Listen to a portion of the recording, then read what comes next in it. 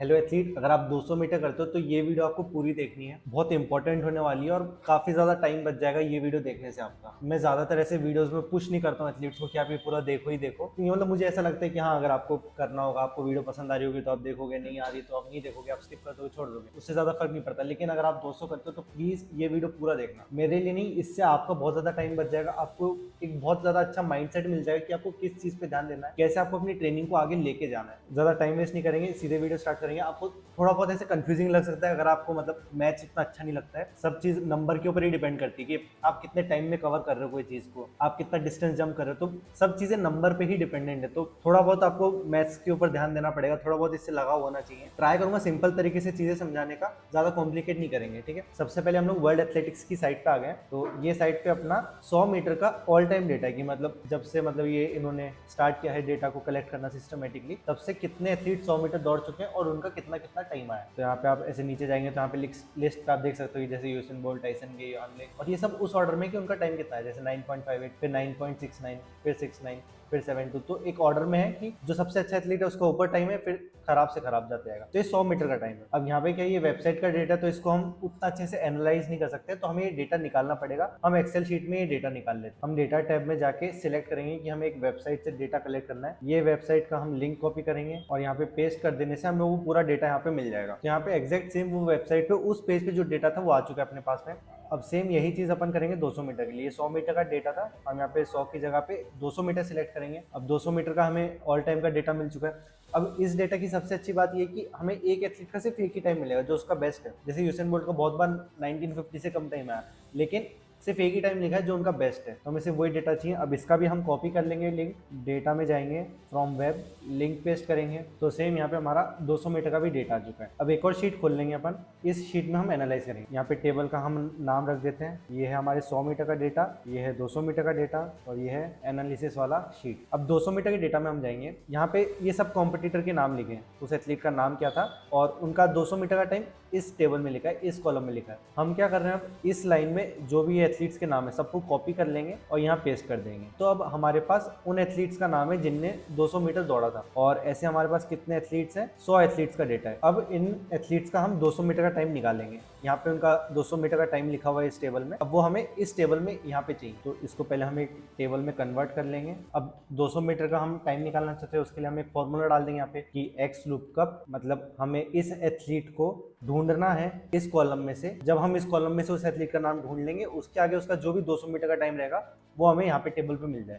ये कॉपी करेंगे तो हमें सब एथलीट्स का टाइम मिल गया कि हाँ, उनका 200 मीटर का टाइम कितना आया था। अब यहाँ से आपका मेन पार्ट स्टार्ट हो रहा है, मतलब मेन रिसर्च यहाँ से हम स्टार्ट कर रहे हैं, क्योंकि ये चीज़ तो हमें वेबसाइट पे मिली गई थी। एक और कॉलम बना लेंगे साइड में, और अब यहाँ पे हमें चाहिए उनके 100 मीटर का टाइम। सेम यहाँ पे यही चीज़ हम डालेंगे, is equal to X lookup, मतलब हमें ढूंढना है इस एथलीट का नाम। किस में ढूंढना है, 200 मीटर वाली लिस्ट में नहीं ढूंढना है क्योंकि वो तो हमें मिल चुका था। हम ढूंढेंगे उसका नाम 100 मीटर की लिस्ट में। क्या उस एथलीट ने 200 मीटर के साथ 100 मीटर भी कभी दौड़ा था? अब इस लिस्ट में जब उसका नाम हमको मिल जाएगा, उस नाम के आगे उसका 100 मीटर का टाइम हम चेक करेंगे और वो टाइम हमें इस लिस्ट में चाहिए। तो यहाँ पे आ गया 9.58। जैसे यूसेन बोल्ट का हमने सिर्फ 200 मीटर का टाइम लिया था, लेकिन फिर हमने ये भी चेक कर लिया कि क्या वो 100 मीटर दौड़े थे, और अगर दौड़े थे तो उनका टाइम कितना था। ये पूरे टेबल में नीचे कॉपी कर देंगे। अब बहुत सारे ऐसे एथलीट्स हैं जिन्होंने 200 के साथ 100 भी किया था, और बहुत सारे ऐसे एथलीट्स भी जिन्होंने 200 किया था लेकिन उन्होंने 100 नहीं किया। तो जिनका 200 मीटर का टाइम है लेकिन 100 का नहीं है, उनके आगे एन आ जाएगा। ठीक, जैसे ये माइकल जॉनसन को आप देख सकते हो, इनके 200 मीटर का टाइम है अपने पास, लेकिन इन्होंने कभी 100 मीटर दौड़ा ही नहीं। ट्रेनिंग में दौड़ा होगा लेकिन कोई कॉम्पिटिशन में उनका ऑफिशियल टाइम नहीं है, तो इसलिए यहाँ पे एन आ रहा है। अब इसको हम लार्जेस्ट टू स्मॉलेस्ट देखेंगे तो यहाँ पे वो सब एथलीट्स मिल गए हमें जो कभी 100 मीटर दौड़े ही नहीं कॉम्पिटिशन में। ये जितने भी एथलीट्स है इनको हम क्या कर देंगे, डिलीट कर देंगे। हमें एक लिस्ट चाहिए उन एथलीट्स की जो 200 भी दौड़े और 100 भी दौड़े, मतलब दोनों का टाइम चाहिए। ऐसे नहीं कि कोई एक दौड़े एक नहीं दौड़े, वैसा नहीं, दोनों चीज का टाइम चाहिए। देखते हैं हम हमारे पास कितने एथलीट्स का डेटा आ चुका है। अब यहाँ पे हमारे पास सिर्फ 34 एथलीट्स बचे हैं। यहाँ पे लिख देता हूँ 34। तो हमारे पास सिर्फ 34 एथलीट्स का ही डेटा है। अब हम क्या करेंगे, एक और टेबल निकाल लेंगे। अब हम एक और कॉलम बना लेते हैं साइड में। अब यहाँ पे आप देखना, मतलब थोड़ा सा ध्यान देना, ये एथलीट का नाम है, ये उसके 200 का बेस्ट है, ये उसके 100 का बेस्ट है, और यहाँ पे हम रेशियो निकालेंगे कि उनके 200 और 100 मीटर का रेशियो कितना है। इसके लिए हम क्या करेंगे, उनका जो 200 मीटर का टाइम है उसको डिवाइड कर देंगे उनके 100 मीटर के टाइम से। अब ये आ रहा है अकानी सिमनी का 2.03।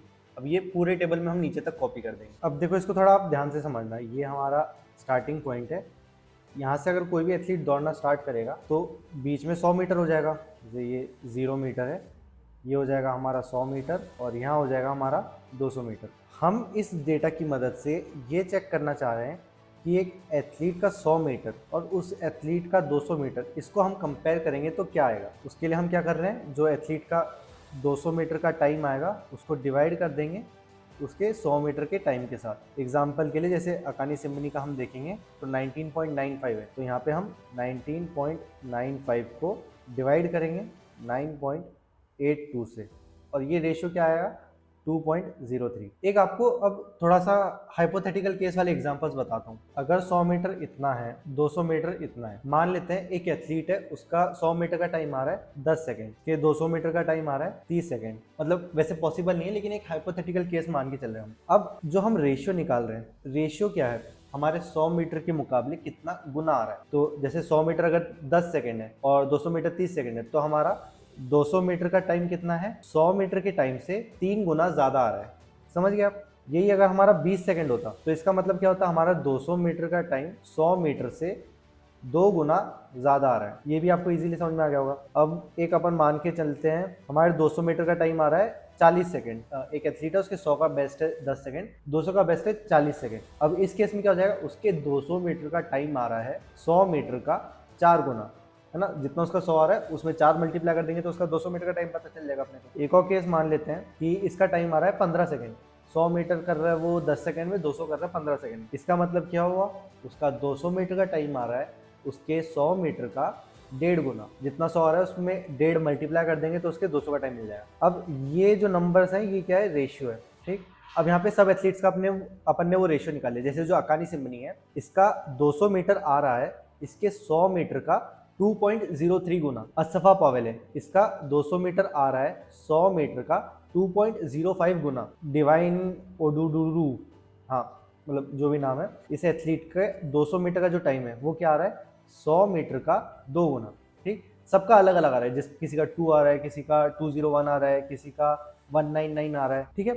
अब अपन क्या करते हैं, एक ऊपर लाइन बना लेते हैं, जगह छोड़ देते हैं थोड़ी सी। यहाँ पे हम निकालते हैं एवरेज। एवरेज किसका, कि सभी एथलीट्स का कितना गुना टाइम आ रहा है 100 मीटर के कंपैरिजन में। तो ये हमारा जो एवरेज है ये एग्जैक्ट 2.00 आ रहा है। यानी कि हमने वर्ल्ड के टॉप 100 200 मीटर एथलीट्स का डेटा निकाला। मतलब हमने क्या किया, दुनिया के सबसे तेज अब तक के जो 200 मीटर एथलीट्स दौड़ चुके हैं उनका डेटा निकाल लिया कि उनका 200 का कितना आया था, प्लस उनका 100 मीटर का टाइम भी हमने ढूंढा कि उनके 100 मीटर टाइम कितना है। तो उससे हमें क्या मिले, 34 एथलीट्स मिले। अब इन 34 एथलीट्स का हमने 200 मीटर का टाइम 100 मीटर से डिवाइड किया। सबका अलग अलग आ रहा है लेकिन उसका अगर हम एवरेज निकालेंगे तो वो आ रहा है 2.00। तो इस डेटा से हम ये चीज़ कंक्लूड कर सकते हैं कि अगर आप एक एलीट एथलीट बनोगे, जब भी आप बहुत अच्छे लेवल पे जाओगे, तब आपके 200 मीटर का टाइम हमेशा आपके 100 मीटर के टाइम का 2 गुना रहेगा। मतलब ऐसा नहीं होगा कि आपका 100 मीटर 10 सेकंड में आ रहा है तो फिर आपका 200 आ रहा है फिर 25, ऐसा पॉसिबल ही नहीं है। ऐसा भी नहीं हो सकता कि अगर आपका 100 मीटर टाइम 15 में आ रहा है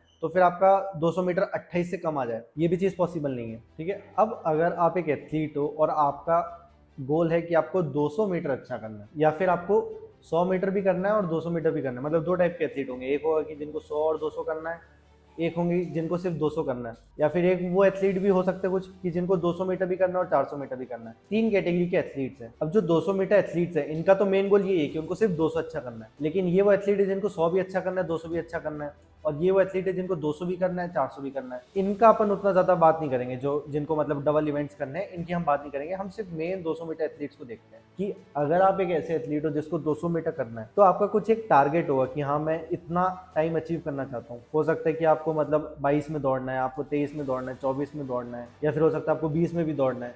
आपको कुछ तो एक टारगेट होगा कि हाँ मैं इतना टाइम अचीव करना चाहता हूँ। आप वो टाइम सिर्फ, अब वो जो टाइम है जब भी मान लो आप अचीव कर रहे हो, जैसे जब आप 200 मीटर 24 सेकंड में दौड़ोगे तब वो क्या होगा, आपके 100 मीटर का 2 गुना ही होगा।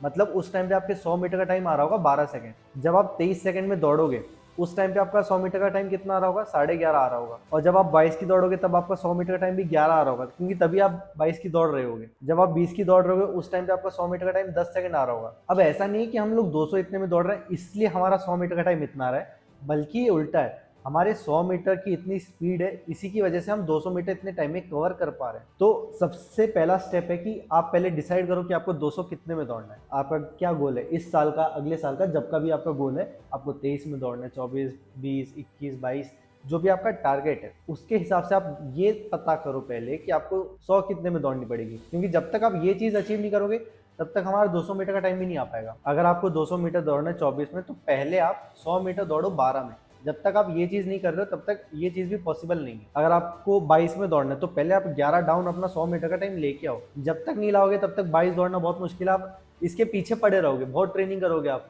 150 180 रेपिटेशन ही रेपिटेशन लगाते रहोगे, लेकिन जब तक हमारी स्पीड नहीं बढ़ रही है तब तक वो चीज़ भी अचीव नहीं होगी, आपका टाइम वेस्ट होगा। 200 मीटर एक ऐसा इवेंट है जिसमें हमारे लिए सबसे इंपॉर्टेंट चीज़ है स्पीड एंड्योरेंस, कि हम कैसे हमारी स्पीड को मेंटेन कर पा रहे हैं 200 मीटर तक। बहुत सारे एथलीट इस चीज़ पे ध्यान देते रह जाएंगे, लेकिन पहले आपको अपनी स्पीड बनानी है। चेक करो कि आपका 200 मीटर का जो गोल है उसके हिसाब से आपको 100 मीटर कितने में लाना है।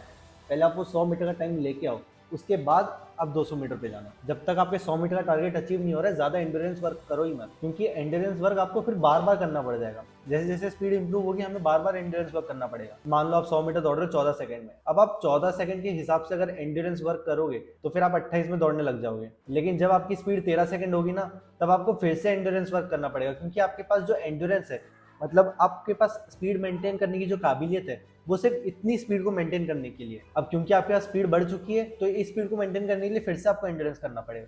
आप फिर एंड्योरेंस वर्क करोगे, फिर आप 26 में लेके आओगे, फिर उसके बाद आप अपने 100 मीटर का टाइम को इंप्रूव करोगे। तब अगर आपका 12 हो गया तब आपको फिर से एंड्योरेंस वर्क करना पड़ेगा, क्योंकि आपके पास जो एंड्योरेंस पहले बनी थी वो 13 सेकंड के हिसाब से थी। आप 13 सेकंड को मेंटेन कर सकते हो, आप 12 को नहीं कर सकते। अब आपको 12 को मेंटेन करने के लिए फिर से एंड्योरेंस वर्क करना पड़ेगा। ठीक है, तो आप पहले अपने 100 मीटर के टाइम पे ध्यान दो, 100 मीटर को इंप्रूव कर लो। जब वो हो जाएगा तब 200 मीटर भी आप कर ही लोगे। एंड्योरेंस बनाने में ज़्यादा टाइम नहीं लगेगा, स्पीड बनाने में लगेगा। और 100 मीटर अगर आपका गोल है तो 120 या 150 मीटर के ऊपर की रेपिटेशन आपके लिए ज़रूरी है ही नहीं। बहुत कम केसेस में, मतलब जैसे अगर आपका ऑफ सीजन है, आपको थोड़ी कैपेसिटी बिल्ड करनी है कि मतलब आप थोड़ा ज़्यादा लंबा वर्कआउट कर पाओ, आपकी रिकवरी थोड़ी तेज़ हो जाए, तो उसके लिए ऑफ सीजन में आप कभी कभी ये चीज़ें कर सकते हो। एकदम ही बिगिनर एथलीट हो, बहुत ज़्यादा वर्कआउट हो ही नहीं पाता, तो उस केस में आप कर लो। मतलब आप जो भी एंड्योरेंस वर्क कर रहे हो, एंड्योरेंस वर्क आप इसलिए ना करो ताकि आप अपनी स्पीड को मेंटेन कर पाओ।